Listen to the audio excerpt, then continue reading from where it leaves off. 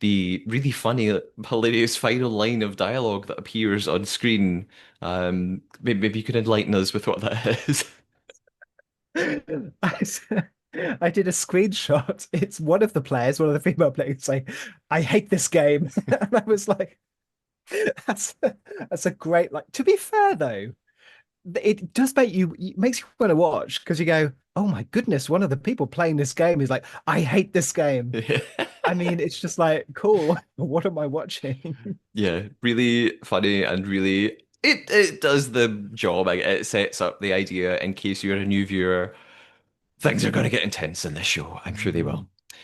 So the players arrive. We've got them arriving in their cars in groups, and a few of them are introduced one by one. I'll just pick out some little highlights. We have Sahil introduced first. Of course, he's this actor, he's a model.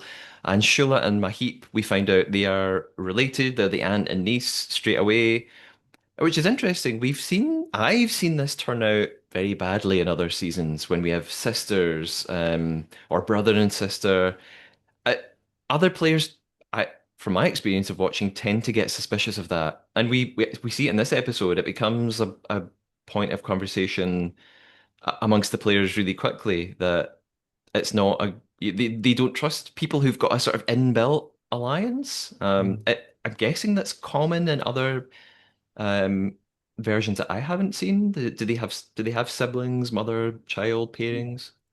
Yeah, there's been a lot, kind of pretty much every kind of combination Hmm. uh, in the versions I've seen. I'm thinking of husband and wife, secret husband and wife. Yeah. Yeah, quite a few. Um, the thing with this cast is because it's this celebrity cast, and again, I don't know that much about Indian pop culture, but they seem to be quite aware of each other. Not all Mm. of them. Sometimes they come up and go, "I don't know you. Could you introduce yourself?" Yeah. But that implies to me that about 16 or 17 of the 20 do know each Hmm. other and they don't need to introduce themselves. Yeah.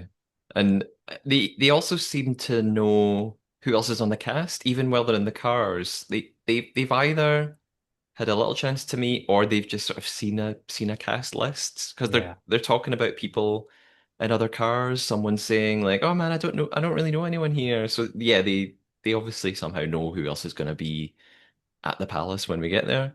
Yeah. So yeah, we're getting a montage of who's excited, who's nervous, who seems to know the concept of the game, and so on.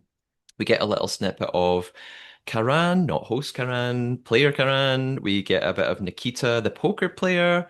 Immediately, that sort of raises a bit of worry with me. My note here, my real-time note was, oh, this could be bad. If people know that someone's a poker player and think, oh, I don't know if I'm going to be able to read them. I'm not going to be able to trust them.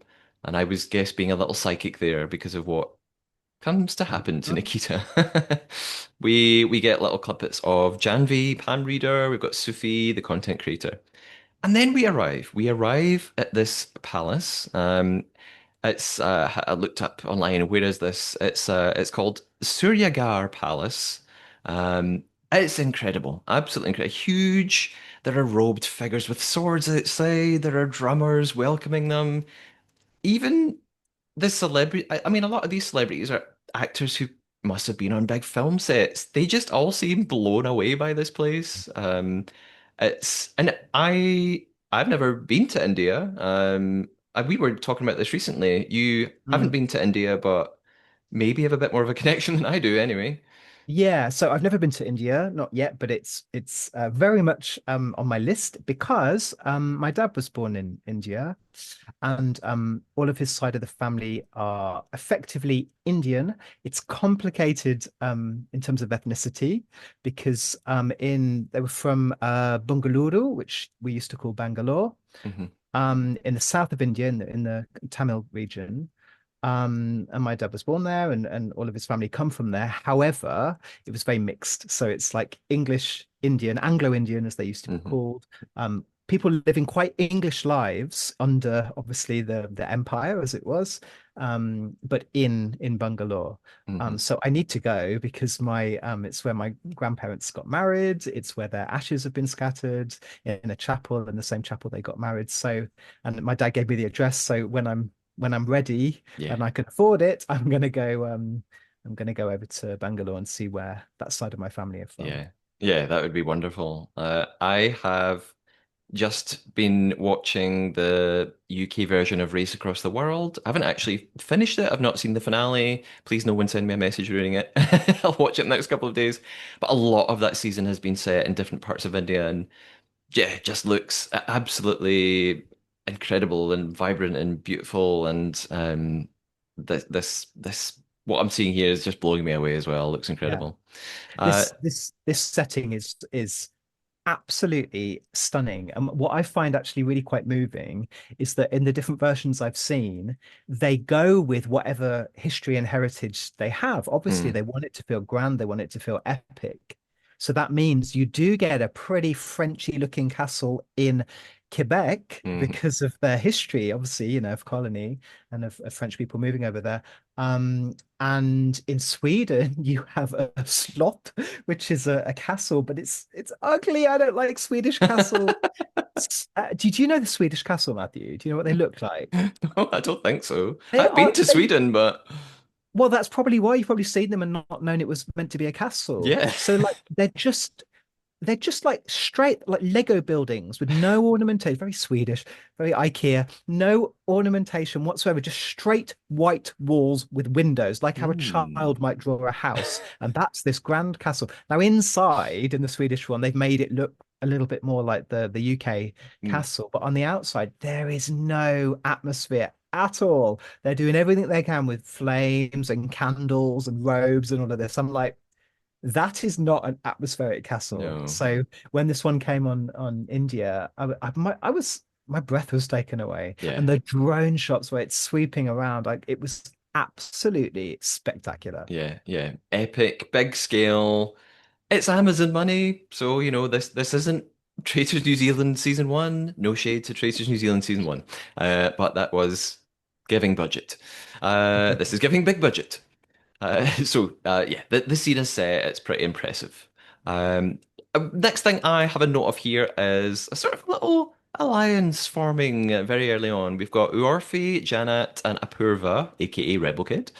They've shared a car together, and they sort of quickly make a little alliance. Because yeah, and it seems like they know each other anyway. However, we do cut to Apurva in her miv, her confessional, telling us, well, I said I had an alliance, but I might betray them if I need to. So, and which made me laugh. I'm like, oh, she's in the right zone. She gets the game. Okay, I'm here for that. They also use this hashtag. Now, I am not young enough and cool enough to know what this is, so I did have to look it up. A couple of times they talk about hashtag Behan code. Did this mean anything to you, Matthew? I want to say yes. That would be a lie. The answer is no, not a clue. It's kind of like Behan code is kind of like girl code. It's a very positive thing. It's female friendship, having each other's backs. So that seems like a nice thing, except that Apurva is not really meaning it if she doesn't have to mean it. But it's all part of the game. Next up, Karan then welcomes them from, I think he's up on the roof. So hooray, he's here. They're going wild for him. It's making me think of like when RuPaul enters the workroom in Drag Race. Even in episode 10, they're acting like they've never met RuPaul before. They're like, what? I've had exactly that same feeling because I think they were told give big reactions. Yeah. So they were whooping and like, oh, and like when he was explaining the rules, it's like all of these people know the rules. They've definitely seen international versions of this show, Yeah, but they're, yeah. they're absolutely giving this. I cannot believe what the host is telling me. Yes. Although I will say there is at least one player who has not watched other versions, and he mentions this a little later, but yeah, it becomes clear most of the players seem like they have done their research. They get it, which I'm really impressed with actually, because there's already some sort of tactic strategy talking that I thought was smart, which we'll get to throughout the episode. And yeah, you're right. He explains he's going to choose the traitors soon. And this is where I noticed they're not using faithful, which is what they use in the versions I've seen. They're calling the other players innocents. Yeah. Firstly, a couple of questions. Is that a thing in other seasons? Yes. So, Ah, linguistically, I'm going to try and get this right, but I know I'm going to get it wrong. In French, you have les traîtres, and then you have either, let me get this right, les fidèles hmm. or les loyaux. Either the Okay. loyals or, but I mean, fidèle means loyal as well, but it's just a different word for it. Mm. And in the Belgian French one, it was loyaux, and in the French one, it was fidèle. I think I've got that right, and now I think I've got it wrong. Anyway, you get my point. Yeah, One yeah. of them was different, and I was thinking about this, Matthew, and I think I don't want to like jump to any conclusions, but I think there might be a pretty good reason why they're not using the word faithful, Mm. which is that India is a rich tapestry of people and a lot of faiths and a lot of intersection and sometimes some quite complicated intersection between faiths. So I Yeah, don't yeah. think it was really ideal for them to say you're faithful because they might Mm. be going, I'm faithful to my God. What Yeah, about your yeah. God? It's like, so I think innocent is a nice alternative. Yeah. I did wonder if maybe there's like a cultural reason that it just didn't feel like the right word. Mm. So yeah, that makes sense. But it works. I like it. I'm in. Um, and they're given a challenge immediately, a very small challenge. They have to unanimously choose the most trustworthy person based on first impressions. And immediately I'm thinking, uh-oh, I see something bad coming here. I've seen enough of these shows to know that this is not what it seems. Um, they have a bit of a chat. Sufi kind of seems to speak up first and nominates Mahip, but she I think knows like this might be bad, and she doesn't seem happy about it. But everyone else seems to quickly just agree, yeah, yeah, yeah, Mahip. And now Mahip is asked who she trusts the most. She picks Anshula, which makes sense. They're related. They're asked to step aside. And immediately I think, I know where this is going. We're going to go through a pattern. Each person chosen then picks the next who they trusts most, and so on. Um, I remember this from a UK season, at mid-season. It wasn't a first episode thing, so something like this has happened. I'm sure you've seen it in other versions. It ends up coming down to Janvi, the palm reader, and Elnaz. Um, Janvi is chosen as one of the group to stay, which means that Elnaz is left out. And Karan really sort of sticks it in and says, Elnaz, 18 players don't think you're trustworthy. That's not exactly what happened, but yeah, it's very dramatic to say it that way. And he tells her she's going to have to leave right now. The other players are shocked. I'm not really. I thought this was what was going to happen. However, there is a twist here which I didn't think was going to happen. She's given a choice. She can just go now, or she can pick someone else in her place. I thought, please, please pick someone else in your place. Please don't be a martyr and just say, it's fine, I'll go. Luckily, she does the smart thing and is like, yeah, I'm going to pick someone else. She tells us she's not a person who gives up, so I'm sensing she's going to be a strong game player. And she has a look around and chooses Nikita. And Nikita, of course, is the poker player. And that was what I had noticed at the start of the episode. I probably would have picked her too. And Elnaz explains what I reckon is a logical reason that, well, she's an incredible poker player. She probably would have been, if she had become a traitor, would be really good at deceiving them. So it makes sense to maybe pick this person. She apologizes, they have a hug. Bye, Nikita, off she goes. Um, and we get a little clip of Karan K, not the host, the player, and he says, I've been working in TV for 15 years, and this never happens on shows like this. Surely, right, I mean, surely she's coming back, right, Matthew? Is she coming back? I would have thought so because you don't get someone on site. Again, India is a very big country. You don't get these incredible, charismatic. And have I mentioned like pretty much all absolutely stunningly beautiful Yes. people that might come back again? Like with Elnaz, I was just like, she's so pretty. It's like Yeah, beautiful. unbelievable. This cast is like stunning. You don't get all these stunning people in one stunning location and then go, cool, well, you can just leave now. So we hope she's coming back. At least that she gets a chance to maybe get a Yeah, yeah. get her way back. Especially with a celebrity cast as well. I can't Yeah. imagine them. I'm sure these people have a little bit of an ego and well, I mean they've probably also been paid a nice fee to come on the show, Mm. but it seems unlikely that they would send a big name like this away. So I suspect she will come back. Yeah, it's a very good point. They're almost certainly getting an appearance fee. I mean, they are getting an appearance fee, but I mean, probably quite a healthy one. And so it's just like, what's the word? There's a phrase, isn't it? Sunk cost fallacy, where it's like you've put a certain amount of money into making this happen. You're like, we need to get the most value out of Yeah, this now. yeah, absolutely. Because of course the producers, they don't know who the players are going to pick to leave first, so they don't want them picking some big character who's going to bring a lot of value to the show. So Or the one with 50 million followers on Instagram. yes, exactly. They want eyes on. So I would bet money that I would bet a gold bar that Nikita is coming back in some way. How many rupees? Millions, 10 millions. I'm going to bet at least 5 rupees that she's coming back. Okay. Maybe I shouldn't have bet 10 million. Damn. Uh, there's a really funny little moment here, and I wonder if this was filmed out of context, but we get a MIV. When I say MIV, it sort of stands for Master Interview, Main Interview. It's just an abbreviation of when the players are talking right to the camera, and Elnaz says, "I'm already a traitor," and I just sort of thought. Yes, I'm in. She's a great character already. So, Karan tells them before they enter the palace, his final words are, "You either play the game or you get played." And there are lots of nice little lines like this from Karan throughout the episode. My next section of notes is just called The Palace. I don't often get to say that. Mm. Holy moly, please can I go here and just stay forever? And like you said, Matthew, they even have a drone shot, I think, that goes into the palace, through parts of it. It's insane. We've got Sufi running around with his cape, having a great time. Yeah, as beautiful inside as it was from the exterior. And the players come in, they're still sort of in shock about this instant exit, and they're worrying about, well, if that's already happened, what's coming next?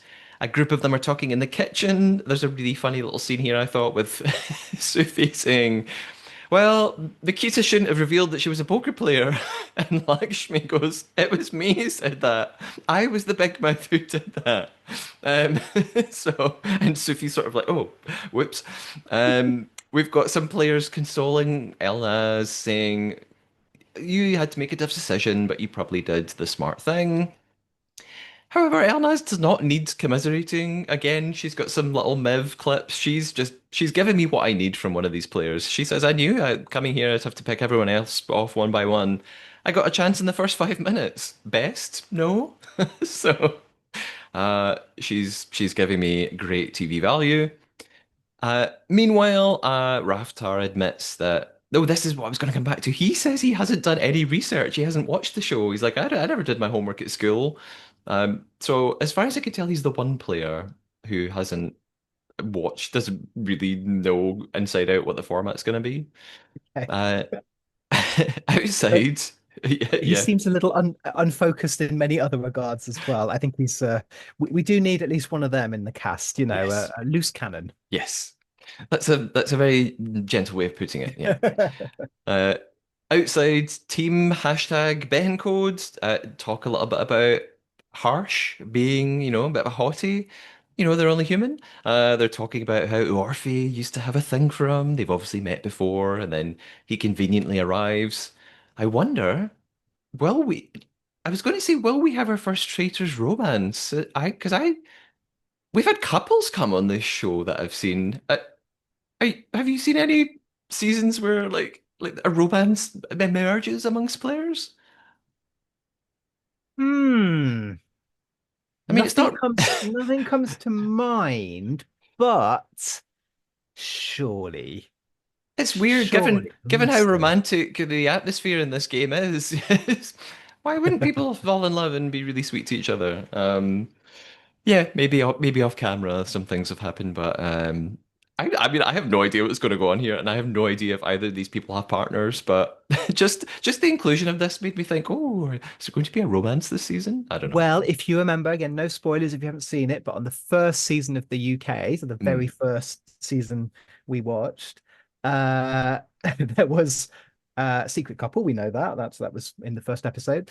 And someone else who quite fancied someone in that couple. So do Yes. you remember that? I I could remember it perfectly, the couple. I forgot that, yeah, there was another cast member who's sort of falling for the woman, and then gets really upset when he finds out the truth. Yeah, I forgot about the sort of that love triangle element. Mhm. So maybe there has been a little bit of that. On we go. There's sort of mingling, people introducing themselves. Like you said before, a couple of them don't know one another, so they kind of take the chance to introduce themselves here. We do see Apurva raising some suspicions about Mahip. She's questioning why was she chosen as the most trustworthy at the beginning? Not that that's Mahip's fault. And she's saying she sort of doesn't really like that there's a pair who are relatives here and that they've got this inbuilt connection. And she assumes that one of them will be made a traitor. Mhm. And that made me think Apurva has watched this show to sort of jump to that conclusion. I got the impression she's done her homework, Mhm. unless she's just really smart and thinking like a producer. Mhm. Although I say that, neither of them gets picked as a traitor, but um, it seems like there's, yeah, a couple of little alliances forming. There's a general air of nervousness, a feeling that people are already sorting themselves into groups, sussing one another out. And before the traitor selection, the last thing I have noted was that Orphe says she said Fallout's online with Sufi, so she mistrusts him. I thought Fallout's with Sufi? No, he doesn't seem like the type of person to do that. But again, I'm just wondering if that's going to play out as the season goes on. I don't know. Just sometimes when they include these little lines, it makes me think they're giving us some foreshadowing. I don't know. It's time for traitor selection. And we've got a mechanic that I've seen before where the host interviews everybody and we sort of cut between them. People saying, I'd love to be a traitor, I want to do it. Others saying, no, I can't lie, it would be too difficult, I want to be an innocent. And these interviews are cut up with shots of everyone arriving to what I was going to call the round table. It's not called the round table, it's called the Circle of Shuck. And again, I looked this up. It translates pretty much to the Circle of Doubt. Quite like that name, the Circle of Doubt. Um, it, and again, I keep turning to you, Matthew. You are my expert. Are there any other names for this room, this table? Mm. Yes, so it's mainly called the round table in the various different languages, la table ronde, and ro rundebordet. Sorry, so I haven't practiced my Swedish something. Round table. However, in in the Swedish one and I'm pretty sure in the Norwegian one, they call it, and I'm not going to say the words, I'm going to forget it, but it's like the council chamber. So they Ah, call it like the kind of, yeah, like the almost like the parliament or something. hmm I think it's yeah. Rådsalen or something. I can't remember now, but they do have it, and they tend to call it that more than they call it the round table. hmm I mean, mostly from judging from this first episode, it is very much sticking to the format I'm familiar with, but I like hearing the different phrases for things, the different terms that they come up with. So it's fun. The Circle of Doubt, Circle of Shack. It looks incredible. It's this a really ornate table. It's got this star carved into the middle. It's illuminated from, I think, from underneath. It kind of looks like it's really, really impressive. And blindfolds go on. They sit around the table. It's time for the shoulder taps. So Cran is going to work his way around and he will select who the traitors will be. So here we go. I'm excited. And I wondered if there would only be three traitors. Are we going to get more? It varies from season to season, from version to version. As he goes round, the first is chosen, and it's Purav. Purav he's the YouTuber, he's a social media guy. He's really excited, buzzing to be chosen. And then, Karan does a couple of laps, can't just walk around once, might be a bit too obvious. He'll do it a few times. I'm sure this filming of this probably took like 20 minutes, half an hour, maybe even more. Next to be chosen is Elnaz, and I think this is a brilliant choice. From what we've seen, she's going to be a really good traitor. And then third is Raj. He he wanted to be a traitor. I think it makes sense for the producers to. I think they should probably pick people that want to do it, unless they deliberately want to create sort of car crash TV where someone just screws it up and they're really bad at it. But I think Mm. it's more fun to watch good traitors. Can I tell you something that I'm not going to spoil this if anyone like me is like devouring international seasons. I saw something for the first time on a recent international season, which was that one little clue that the other players, like the faithful, could win was Mm, to watch that interview where they talk directly with the host and hmm. say, "Would you like to be traitor or faithful?" Yeah. And this person says, "Oh, traitor all day long, because I've got this advantage and I've got this advantage, and so that would make me a great traitor." And some of the faithful won the chance to go to a movie, to like a movie theater and watch with popcorn to watch the interview Mm, from before they were chosen, and yeah. then use that information to decide whether or not they actually were they acting according to how they Mm, told the host they were going to act. I yeah. was like, that is sneaky. You can only do Yeah. that once, because then on the next seasons you're not going to reveal Yeah. anything. Yeah. That's really interesting. And it's sort of come up here and there in seasons that I've watched of players either lying and saying to others like, "Oh no, no, I told the host I didn't want to be," or being really honest and saying, "No, no, I said I didn't want to be. I wanted to be a faithful," and people not believing them, and so yeah, it sort of comes into play from time to time. But that's really interesting the way they did that. I like that.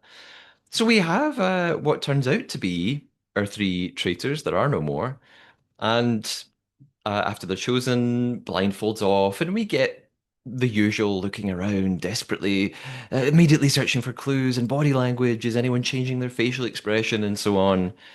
Before Karan leaves, he gives them some ominous warnings about the first innocent being murdered soon, and he tells them that a mission is on the way.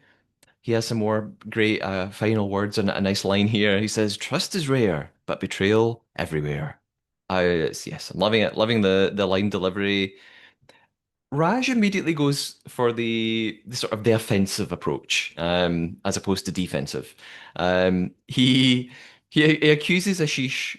I think they're still at the table. He says, "Oh, Ashish, you're being very quiet," um, which don't know if that's a good idea. Then we've got a sort of on the opposite side of that, someone doing too much who actually is an innocent. Uorfi, I don't know how much of it's ego. I don't know how much is just her trying to be funny. She's like, well, I'm surprised I wasn't picked. I thought I've got my own reality show. I thought I'd like get priority. I think she's being serious. Now she's telling the truth, but it kind of looks sus and Lakshmi notices it and she's like Mm. it's kind of protesting too much.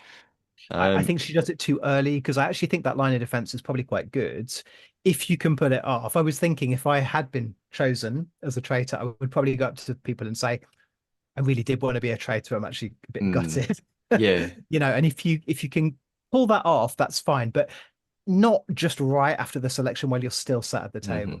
Yeah, yeah. And yeah, that's a good point. Maybe one on one it feels a bit more Mhm. genuine, but maybe it seems a bit performative in front of everybody. Yeah. Um Parav plays it well. I think he's telling us he's going to take a back seat. In these initial discussions, he says he'll just go along with what everyone else is saying. He's not going to say anything that makes him particularly stand out like Raj is doing. Obviously, Parav doesn't know Raj is a traitor yet. Um, I love this little brief moment and the traitors. You only get it in episode one, really. When the traitors themselves don't know who the other traitors are, it's just fun to know that they've got the secret, but they're also sort of in the dark as well. It's just a sort of halfway moment. Um, Listeners of the podcast in the past have kind of speculated about whether this is something that might get played with more as the seasons go on. Some listeners have suggested, oh, what if the traitors don't know one another's identity until a little bit later? Or one listener a while back suggested, oh, what if one traitor plays the whole game anonymously? I mean, I don't really think that would work, but um, I mean, do you think they would ever do anything like that? Have they? They haven't done that, but particularly on the French version, they like to not reveal what happened for a very long time. So Uh, if ever there's a recruitment, what they did in the last season, which actually I found a little bit annoying, was you wouldn't find out if they'd said yes or no until literally the next conclave, the next okay. meeting of the traitors, and the traitors wouldn't know either. So they have this little thing where they say suspense, which is like oh mystère. They say one of those two things, and it's he says it in nearly every episode, like oh who did what and da da da what's going to happen and Mm, mystère, and it's like it's a bit. It's just a little bit annoying. It's a bit cheap. It's a bit of a mm, cheap way to keep people guessing. Oh, yeah. I'm going to add some drama. It's like yeah, after a while, you're like, I actually just want to know who's playing what in this game and Yeah. see how they're playing it, you know? Yeah. Yeah, I don't want the format to change too much, but again, for me, it's fun just as right at the start when they've just been chosen and they don't know who else has been chosen. Um, we get sort of some stuff around the I was going to say around the house. It's not the house, it's the palace. Some sort of post-selection discussions. Raj sort of continues on the offense. He does this thing where, where he shakes everyone's hand coming into, I think it's the sort of kitchen area, and he tells them afterwards, "Hey, it was a technique. It's a poker technique. I was using it to suss people out. I can tell from the way you shake your hand what your state of mind is." And he's trying to plant a seed. He tells a few of them that Sudanshu's hands were sweaty, so that's a sign that something's up. And but I think quite quickly he seems to realize maybe he's been a bit too full on and may actually should hold back a bit, at least until he knows, and I'm using his words, who the other two traitors are, which struck me that he said other two traitors. So either they are told there will be three, or he filmed this little miv later after he knew there were two. I'm not sure what it is. That also seems to vary season to season. I know that I think sometimes they are told there will be three traitors. Sometimes they're told there will be between three and five. We that always seems to happen off camera though. Mm. So they always never. It's never quite clear to me as a viewer what they know about the number of traitors and what they don't. Yeah, well, like I say, in the French version, they're always just trying to do these cheap twists. We didn't know the full lineup of traitors till about episode 2 or 3 Mm. because the first round table, how many were chosen? One. Oh, One okay. traitor who, and then there was, I'm not going to give it all away, but then there was some silly mechanism where everyone gets a phone call and blah blah blah, and if you say the right thing, then suddenly you become a traitor. Oh, Um. there's another one, and then da da da, and then someone gets an offer. Oh, and there's another one. That's just eking it out a little bit too Mm. long. Okay. Fiddling with they are on their fourth season, fifth if you count the weird little spin-off. So I think they're just starting to tinker a little bit too much, maybe, Mm. with the format. Okay. Next, we have Janvi saying that Elnaz is on her radar. I really, when someone uses the word radar, of course, this podcast is called the Trader. I do portmanteaus translate to other languages? Like, probably not really. Like, is there any chance someone is going to use the word trader in this season? It's, it's not going to work, is it? I'll I'll see what probably. I can do. I know about 3 Indian people, so if I just start planting those seeds, I'm sure we'll get there. Okay. So we've got at least some talk of people being on people's radar. Um, Ashish is worried that people will think he's a traitor because he's an actor, and yes, that is kind of what is going on. And he also then says he's unsure about Sudanshu. He thinks that he's changed since the selection process. That's sort of a classic thing we see happen. Sometimes people are right about this and they notice changes in behavior. Sometimes I think most of the time people are completely wrong about this and they think people have changed and they haven't at all, and they just read body language completely wrongly. Ashish also hesitates. He does this thing. He's going round the guys in front of him, and he's like, "I trust you. I trust you. I trust you." He gets to Purav, and he's like, "Not sure about you."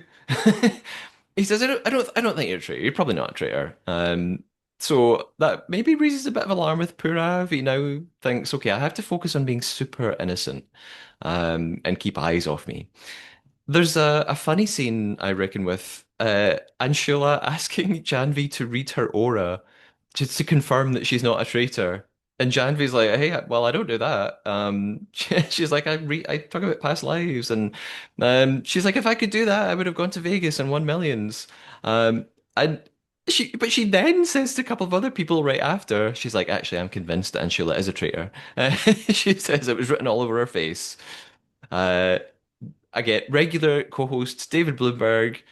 Would love this. David is a big fan of psychics on these shows. I say with a heavy amount of sarcasm. And David will be watching the season at some point, so I'm looking forward to hearing his reaction to this.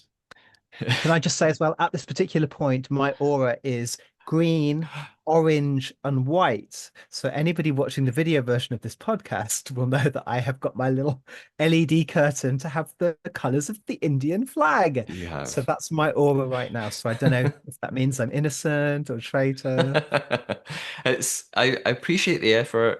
And you did this before. You color coded to for something that one of the other podcast seasons we were covering. So I expected nothing less this time.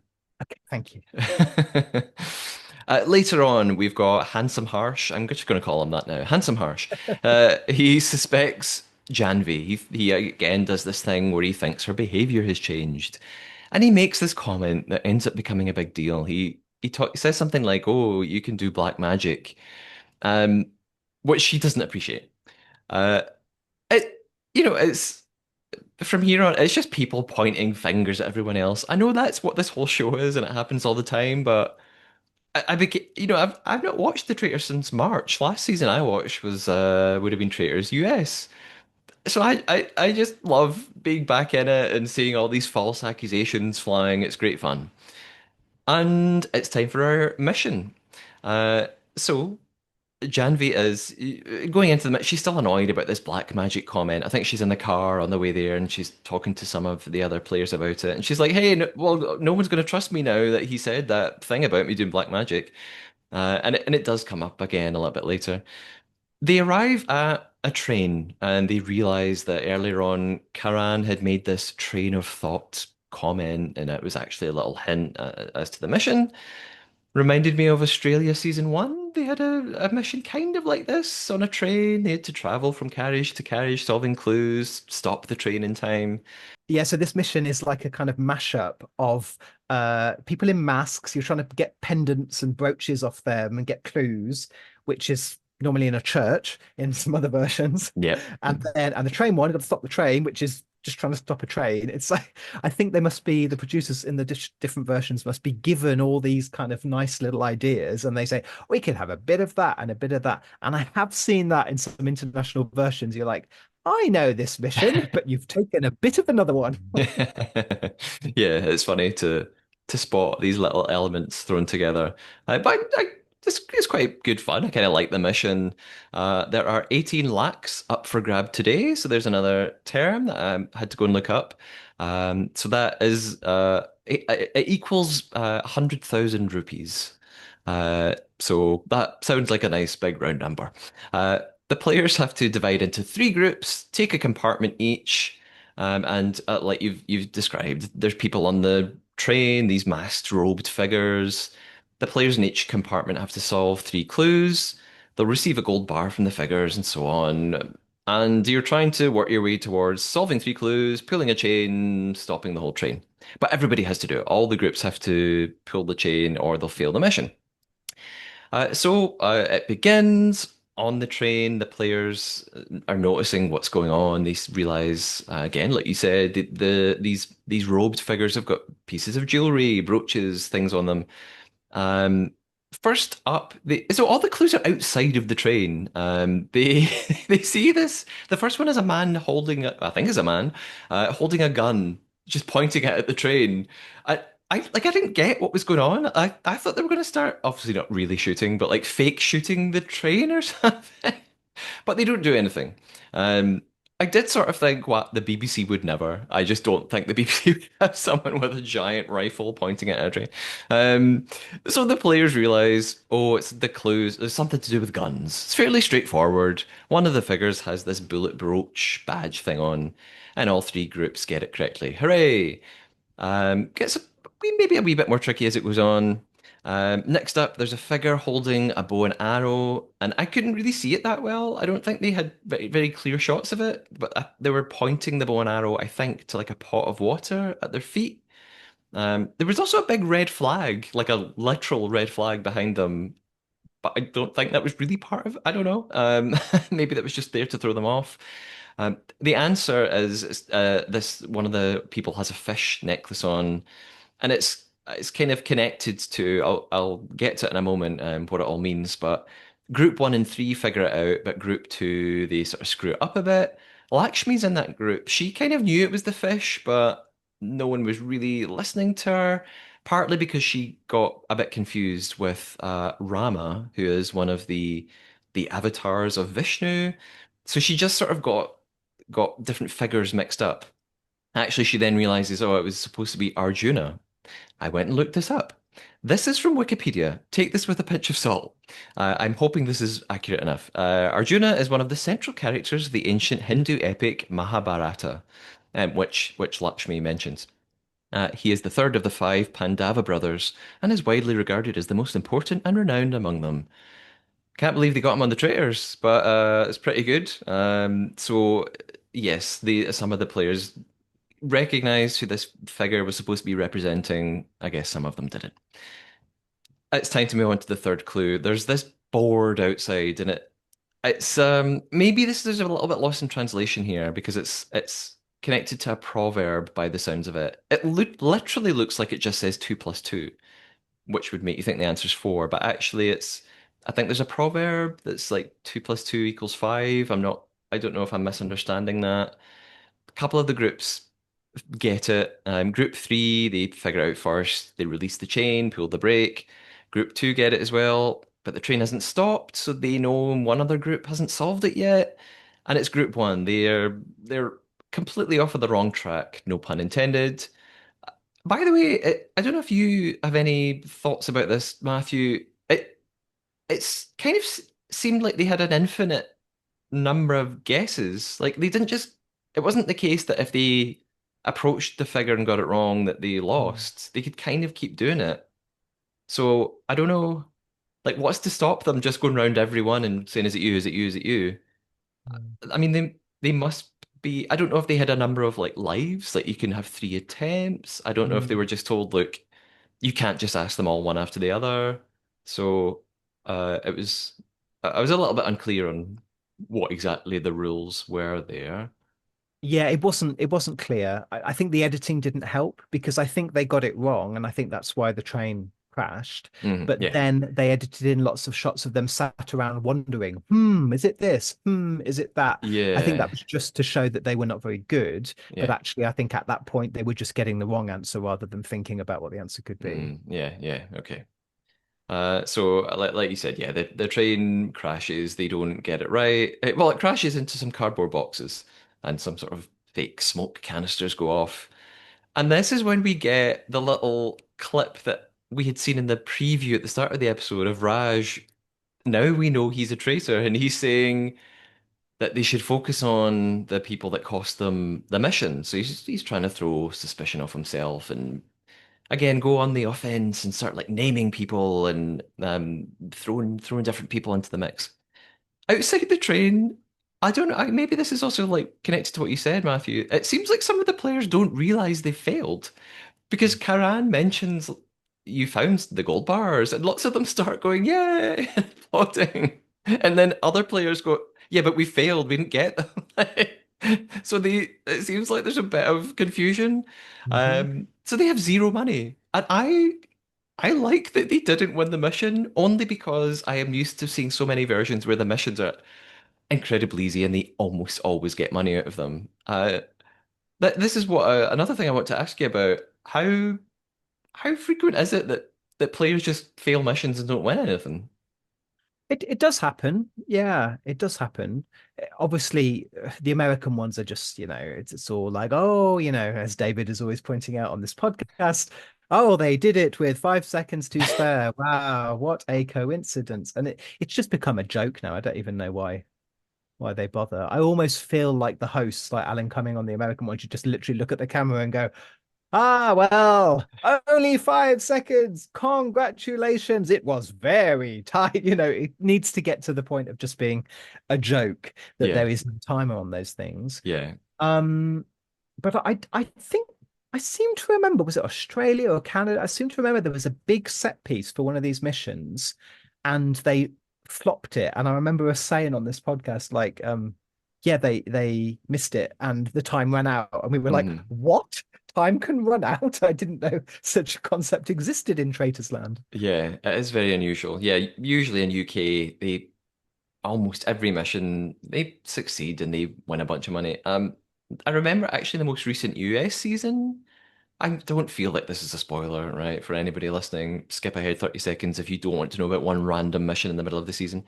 It was this sort of clown task, and they had to work their way through Mm, these layers. And actually, the US season they did get no one succeeded, and that one was a mm. bit surprising that nobody won it. But yeah, I suppose it's about storytelling, really, isn't it? Like the kind of narrative of the season, and if they can spin it and edit it, if they're doing really poorly and they say, "Cool, let's edit this to show that these people are rubbish and they're not getting the money." Okay, that can be in itself a reason to stimulate more drama, to get some character points and all of that. It's like again.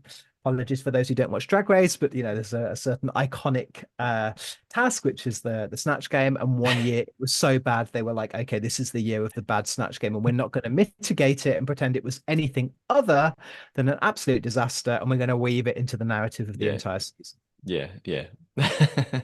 So I quite enjoyed the surprise of them not winning anything at all here. I'm sure it won't last, but it'd be good if there was a bit more jeopardy. So back in the cars, there's just a couple of things here. We've got Raj sort of assembling his super team. He's with some of the guys. They're talking about who's going to be in our group, and I think they mention Apurva. I might be wrong. They talk about someone in another car saying, "Yeah, she seems smart. Let's get her in our group." So Raj is. I think he's trying. He obviously thinks a good tactic is be a leader of a group and get people on side. I just think he is doing it too much too soon, which becomes a problem as the episode goes on, I think.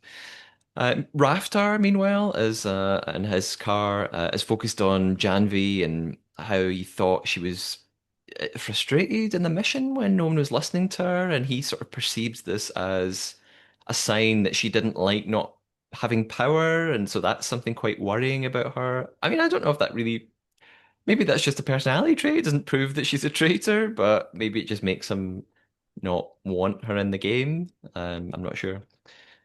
Back at the palace, which I can say now. Back at the palace, we've got lots of chatter around Raj being a bit too strong. Um, a bit sort of, he's making lots of allies, and is there something a bit odd about that? Other players think Ashish is going to be the first to go, and I'll say here, no, I'll say this till the end. I was gonna, I'll keep it. Apurva wisely notices that Raj's handshake test was kind of a bit sus, a bit strange. And she has this phrase she uses a couple of times. She says, "A friend to all is a friend to none." In other words, trying to make friends with absolutely everybody is actually something we might want to be suspicious about. So I think that's quite canny of her to pick up on this. And of course, Yeah. we've got the benefit of knowing that she's right.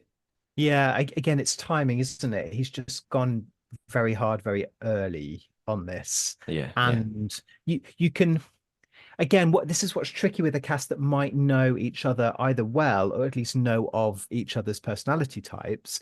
You want to act according to your personality, but also, I don't know. I mean, they seem like such big characters. Most of, if not all of these casts seem like big characters because yeah. they're confident and they're influencers and actors. So I like wouldn't it be weirder if Raj didn't do this kind of stuff? Because he's like literally a very important, influential entrepreneur, and so Yeah, hmm. yeah, interesting. Yeah. Meanwhile, inside, Janvi is still kind of annoyed with Handsome Harsh about this black magic comment. She's worried that she's going to get murdered. And on the other hand, Apurva again is reckons that Janvi's just kind of doing too much and sort of like going on about it. But I also think the same. And like I obviously we know Janvi is not a traitor, but anyone just doing too much in general in the traitors is not a good thing. Just don't draw attention to yourself. Just be a quiet person, pretty much be in the background, go along with the crowd. Standing out in any way just ends up getting you either murdered or banished, I reckon. So, it's almost midnight, and Karan explains what's going to happen now. Everyone is off to their own rooms at midnight, and then the traitors will meet, and they're going to select their first murder victim. We get just a little bit more before the clock chimes midnight. We've got Uorfi and Jannat saying again. They're talking about Ashish. They're saying they think he's most likely going. Um, I think they're talking about murder. I sort of didn't actually.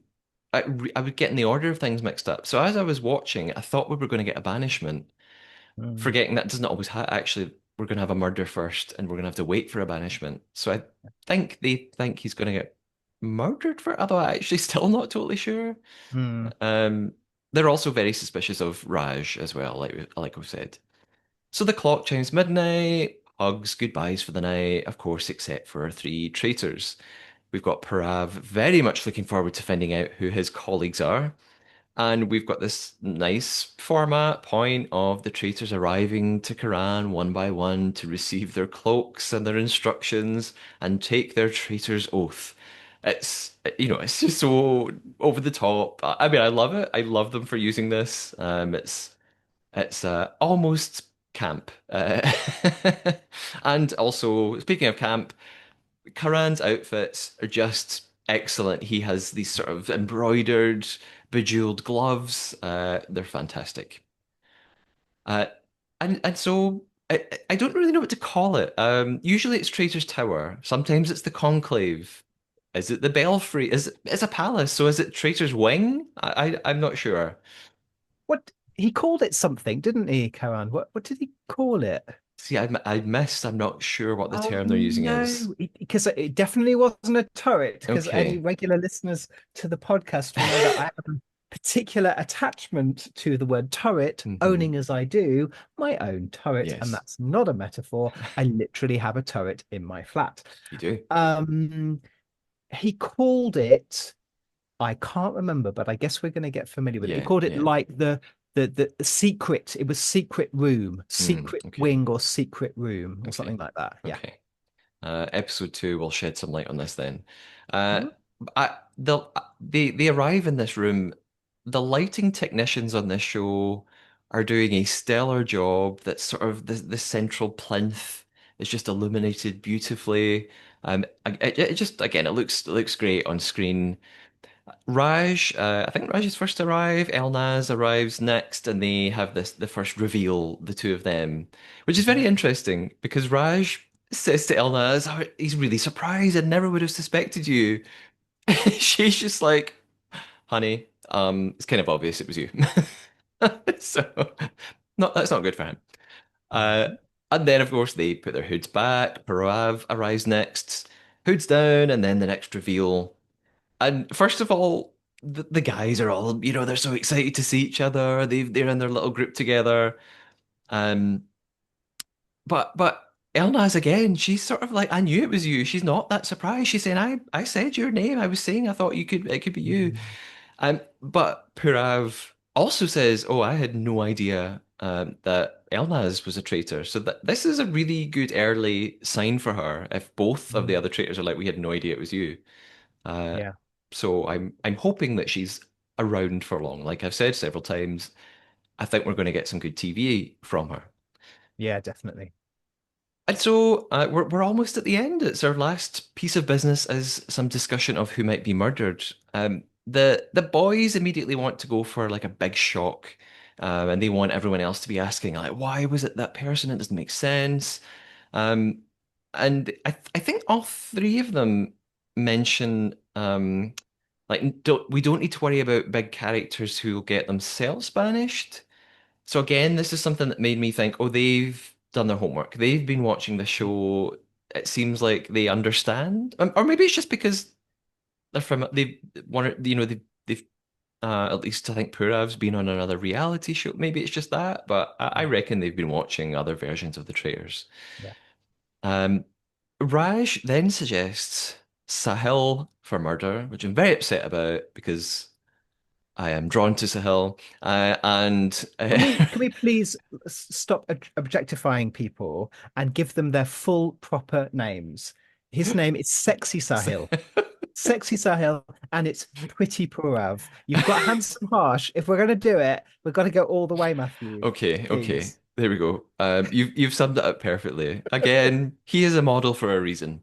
Um, and I may have followed him on Instagram already. So I don't want Sahel to go. Raj and Elnaz are then saying that they should keep like the weak people around as they describe them, get rid of the popular people, which I guess seems wise. Is it though? Haven't we watched enough seasons to know that, when it goes, congratulations, you've won the traitors. Oh, we've got two or three weak people. Yes, very good point. Sometimes being a quiet, weak person can help you slide all the way to the final without really doing very much. So, Mhm. yes, you're onto something. Uh, uh, Parav, well, he sort of goes back and forth because he defends Sahel and he says, well, he says he's good in the tasks, plural. They've only done one. I mean, He's, so. he's very good at spotting that bullets go in a gun. Like, we've got to keep him. Genius. Yeah, he's been so good in Task. So he's predicting that Sahel might be quite good in future, especially if there are lots of physical challenges. He seems like he works out. Um, then it seems like Mahip and Anshula come up next. They're related. We've got that whole thing, and Lakshmi comes into the conversation. Elnaz interestingly says that she sees Lakshmi as dangerous. She says Sahel is not dangerous. Um, and actually, this is where I remembered earlier on there was a little scene of Elnaz kind of making a bit of an alliance with Sahil. That was just the two of them on their own outside. And they had some little chat about, making it to the end together or having each other's backs or something like that. So I wonder if she, in her mind, she's not going to tell the two guys this, but is she thinking, I'll pretend I want to get rid of Sahil a little bit, but I don't really want to get rid of him because I made that friendship with him earlier. It comes down to three names, as it always tends to do, to keep us, to focus us in and make us think, right, it's going to be one of these people. Who's it going to be? And it seems like it will be one of either Anshula, Lakshmi, or Sexy Sahil. They make their decision. Of course, we don't see it. They give it its wax seal. They return it to Karan, hand over the paper, and it's the end of episode one.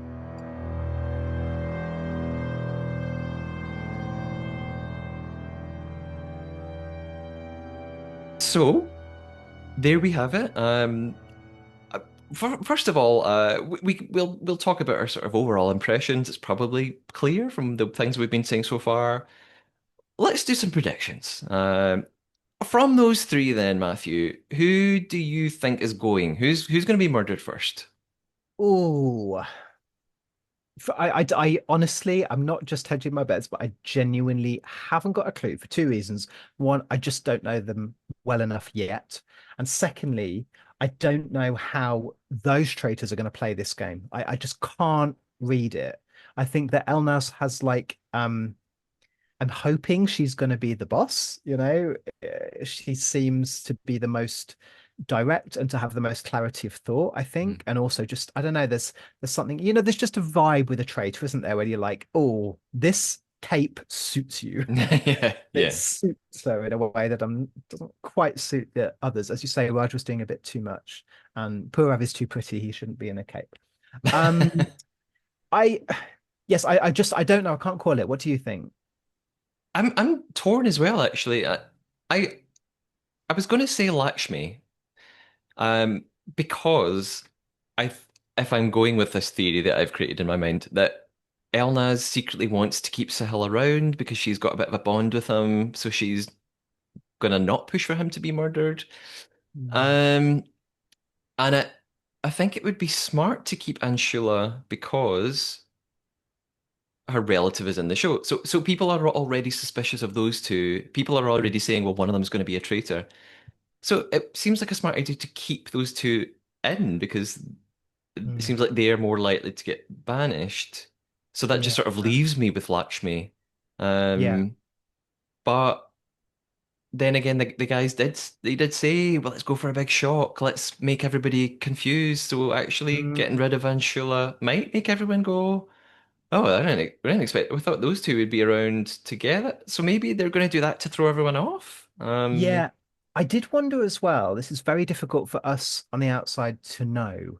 I wonder if there are some like kind of cultural kind of bonds as well. Because did you notice at one point they said, "Ah, I'm with my Punjabi." There were all Mhm. Punjabis in this car and all Yeah, of that. And obviously, yeah. again, India's such it's like a continent. It's like all of these different languages and cultures and everything. And I'm not saying that would be a reason for or against getting rid of someone, but if you know, like, Hmm. if you are from, you see it in all kinds of versions, you're from my neck of the woods, we understand each other, there may well be, because I saw one, I think Lakshmi's from like Tamil, or at least she's been very popular in the Tamil language. It's like that's literally the other end of this continent to Mm, Punjab. So there might be ways of just thinking, I thought they included that whole conversation about, oh, we're Punjabi brothers or sisters or family or whatever it was. hmm. I think that might be leaving some little crumbs of the way it's gonna go, Okay. but I can't read that yet. And again, I don't know how much that's going to come into play, but it's going to be really interesting. Yeah, yeah. I will just go for Lakshmi. I'll put my figurative money on Mm, her being the first murdered. It's a bit of a jump ahead, but I'll I'll I'll say that I think Ashish will be banished first, based purely on edit, the fact that they've included people saying it, and mm, even Ashish himself worrying, oh, I'm an actor and I think people might think that makes me a good trait. So yeah. if I'm going to go with anyone, I'll just go for the kind of obvious. I mean, Raj is another one that people are talking about but I think it's pretty rare for a traitor to be banished first, and he's even if some people think Raj is a bit suspicious, he's popular and he has made his friends, he's got his boys behind him, so I'm going to go Ashish first banished. I may have just watched a season where the first roundtable traitor got banished. I Oh, may okay. or may not. Yeah. A very, very good season, just saying. Okay. Um, Yeah, I don't think the editors would have included that reference unless at least he was going to get into trouble because you have to seed it really. Hmm. Because if you think about it, it doesn't, they always edit backwards. So they see what happens at the round table, then they have to edit it backwards. So it makes sense Hmm. to us because you can't have 20 people being accused of being a traitor, then one of them goes. That's just terrible Hmm. television. Yeah. So I think you might be right. Okay. I do think Raj will not last to the end, certainly, anyway. Mm. Uh, Now, normally at this point in the podcast, it's a chance where we go through some listener questions, listener thoughts, opinions. We don't have any of those because the episode literally appeared like sort of 24 hours ago. So as the season goes on, hopefully this part of the pod will be populated with your questions, your thoughts, your opinions on what we've been talking about or what you've seen in the episode. Maybe you spotted something that we just didn't talk about and you're frustrated. Why didn't we mention it? So I will tell you in a few minutes how you can send all your questions this way. Before we get there, it's, what are your sort of final thoughts, Matthew? This first episode, it's a new franchise. What are you taking away from episode one of Traitors India? Well, I do actually have a listener question in that I listen to the podcast even when I'm not on it. And my question is this: Aap kya hai? Aap kya hai? Have you taught me this before and I've forgotten I haven't really it? taught you, but now we're going to learn. Okay, so I know like less than 20 words of Hindi, and please excuse me, listeners, if you are fluent Hindi speakers. I'm trying my best. Aap kya hai? आप And क्या है? you would say मैं ठीक हूँ. मैं ठीक हूँ. So Okay. let's try it again. Okay. आप क्या है? मैं ठीक हूँ. Yes, I said, how are you? And you've said, I'm fine. And if you watch it, you see them saying tik quite a lot. It's when they say, Ah, okay, they got tika, tika. It means like, it's fine, it's fine, it's fine. okay. There we go. Um, uh, आपका नाम क्या है? What's your name? मेरा नाम Matthew है. My name is Matthew, which you can also use because your name is also Matthew. Exactly. And then randomly, when I borrowed the book from the library for 1 week, इसमें क्या डालती है? What are you putting in here? So I can say, how are you? I'm fine. What's your name? My name is Matthew. And what are you putting in here? You can ask that in the kitchen, and if you want to know what someone's cooking, that's In useful. the samosa. I love a samosa, but I do need to know what you're putting in it. इसमें क्या डालती है? Um, yeah, so there we go. That's my grand tour of Hindi.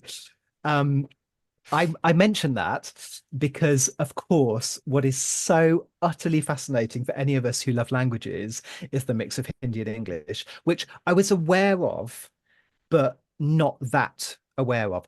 Do you remember those like clips, kind of meme clips that went viral from Big Brother? Where do you remember there's a lady, an Indian lady, who gets very angry and she's mopping something and she Yes. gets, well, yeah. Yes, And it's absolutely. mixing and it's quite in English, but sometimes a little bit Yeah. Hindi. So this is what we're getting, isn't it? This mix of, Hmm. to me, it is absolute genius that they hold two complete languages in their head at the same time and effortlessly go between them. It's like these people are like very smart. I know it's cultural, it's part of their how they communicate in everyday life, but you have to be really smart to be Hmm. able to flip between them. Yeah. Yeah. I loved hearing I didn't know that was gonna be the case. But yeah, it's so interesting to hear. It's funny focusing on subtitles for a minute and then going, oh, wait a minute, that's no, I can hear it. No, it's yeah, really, My really interesting, really lovely to hear. my Hindi's getting really good here. I can understand. I can almost Hey. watch this without subtitles. Oh, they've been speaking in English for the past 60 seconds. Yeah. Yeah. That's kind of thing that may happen in my brain. Yeah. Yeah, loved that too. And as it's probably become obvious, I really, really enjoyed this first episode. Loved it, all the visual stuff, the setting, the palace, really fantastic epic scale, really interesting players. A lot of them are standing out already, as I've said. Really some funny lines, funny moments. Looks like there's going to be lots of drama. I doesn't it's not veering too much from the format that I think doesn't need to be varied from. So yeah, really, really positive first impression. Very much looking forward to finding out what happens next, and covering it on the podcast. And now I've just remembered that I was overconfident with my my Hindi. And instead of saying how are you, I was saying what are you? What are Because it's you? not up kya hai, it's up kaisi hai. How are Uh, you? I'm so sorry for Hindi speakers. I said I knew 20 words of Hindi. Turns out I know less than that. Anyway, up kaisi hai. Of course, it's up kaisi hai. My grandfather, who did speak Urdu, which is very similar to Hindi, did used to say that up kaisi hai mein theek hu. So I'm very sorry for getting that wrong. some listeners will be like, "What? Why is he saying this?" This- Dialect, guys. It's a dialect. India's a big place. I'm speaking a very, very niche dialect that only one person speaks. Me. Well, we'll work on our Hindi as the season goes on. Uh, Yes. Now, MaJiKer, in case anyone wants to find you online and find out more about your music and all sorts, where can we find you? How can we follow you? Yeah, the best is just Instagram, really. Magica underscore. I don't post a lot, but I will be posting more because I'm about to complete a diploma in life coaching, which has been absolutely amazing. Yeah. And yeah, so I'm going to be working with more and more clients and doing workshops around, life stuff, listening, music, all of that. So if you'd like to follow me, yeah, MaJiKer _. And as you will be able to tell from watching or listening to this podcast, Matthew is a very good listener because I tend to ramble, and Matthew is excellent at dealing with that. So, and obviously, I know Matthew in life anyway, and he's a wonderful listener in general. Now, to make sure you are up to date with the podcast and the Traitors India and other versions of Traitors and Genius Game and Million Dollar Secret and whatever other shows the podcast may cover, you can follow on Instagram, TikTok, and YouTube at the Trader Podcast. Of course, a really good reason to follow on Instagram is that you will be able to go back and see this picture of Matthew's turret and me in the turret, so you will know that it is real and you will understand what we are referencing. You can leave comments on those places. This is how you might want to send your questions, your thoughts for the podcast. You can also email me at thetradarpodcast@gmail.com, or you can do what various other listeners have done in the past. Leave a voice note at memo.fm/thetradarpodcast. In fact, Matthew, you have left a voice note at memo.fm. You Uh, can't shut me up. I've got thoughts and opinions, guys. I'm gonna have to share them. and it's very, very easy to use. It's like sending a voice note on WhatsApp, memo.fm/ the Trader Podcast. Record your little message, and you will be on the podcast practically. So you can, yes, send questions, thoughts, opinions. And it's super helpful to subscribe, leave a nice review, follow whatever platform you're using, Apple Podcast, Castbox, YouTube, Spotify, wherever.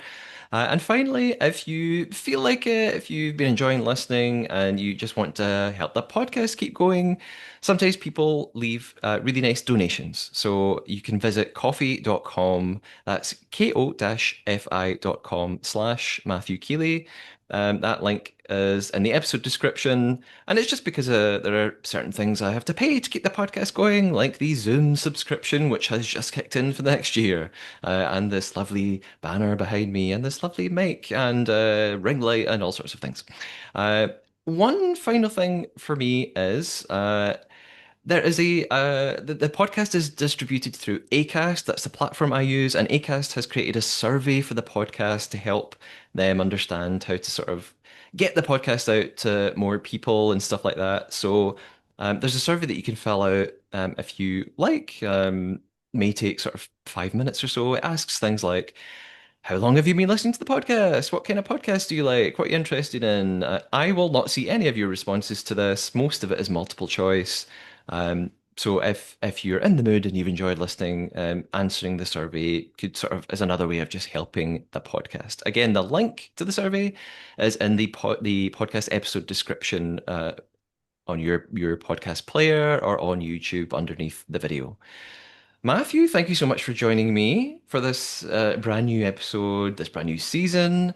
I think you may be back to discuss it with me a little more as the season goes on. Uh, Yeah, that would be my pleasure. And I'll just say one more word, which I don't know if it's Hindi or if it's particularly Punjabi or whatever, but it's something shukriya. And shukriya is thank you. oh, that was a very nice way to finish, and thank you.